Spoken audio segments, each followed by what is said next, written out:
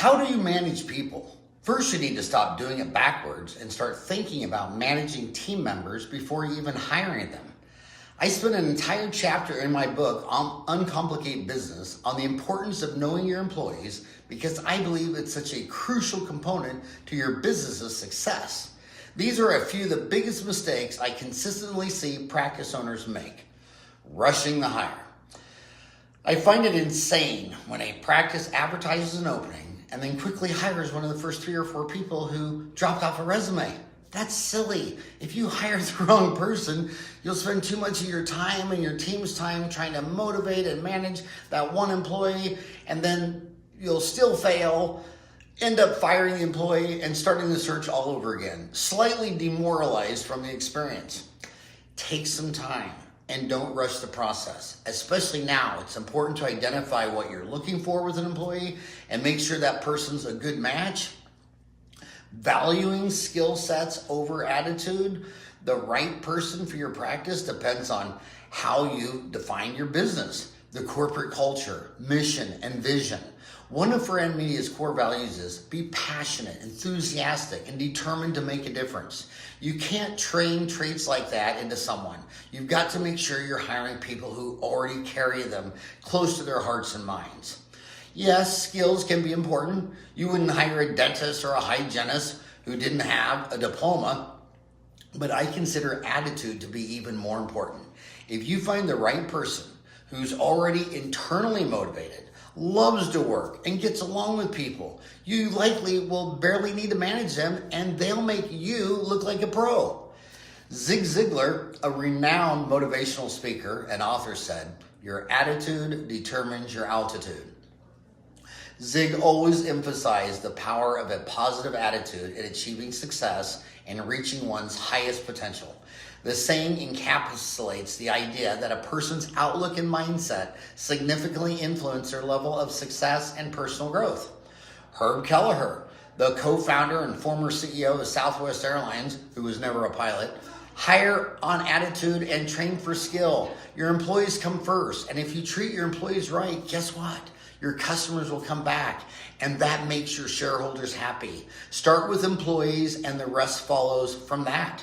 You don't hire for skills, you hire for attitude. You can always teach skills. We will hire someone with less experience, less education, and less expertise than someone who has more of those things and has a rotten attitude.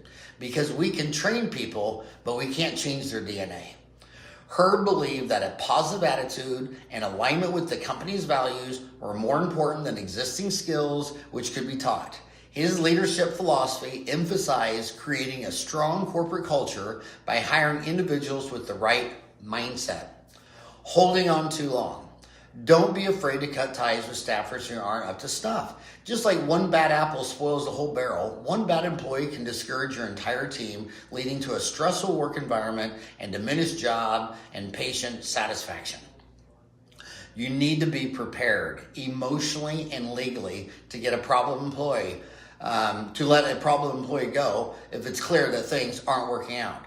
Even if you practice in a right-to-work state, still be sure to follow employment guidelines before you dismiss an employee. Check out Paul Edwards' article in Dental Town, Keep Your Story Straight, to learn more about the best ways to minimize possible legal recourse when you fire an employee. Ignoring troubling trends. If you're seeing a lot of turnover, maybe it's time to take a closer look at who's doing the hiring. If the person doing the hiring is the only employee who's been at your practice for more than 5 years, then that's the wrong person to be in charge of it. Maybe that wrong person is you. Doc, if that's the case, enlist someone like a trusted office manager to take over the initial responsibilities, because this might be one skill that's not in your wheelhouse. Admit it.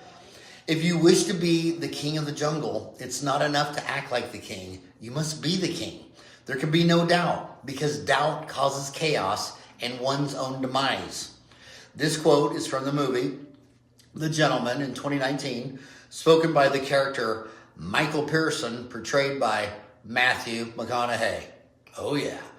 It means that to truly hold a position of power or leadership, like a king of the jungle, simply pretending to be in charge isn't enough. You must fully embody the role with absolute confidence and authority, as any hint of uncertainty can lead to instability and ultimately your downfall. This quote emphasizes confidence and decisiveness as essential traits of true leadership. If you enjoyed this episode of Howard Speaks, please subscribe, share, and comment. If you've had great success in hiring employees for your practice, I'd love to hear about your advice in the comments. I read all your comments and truly appreciate your support. Have a rocking great day.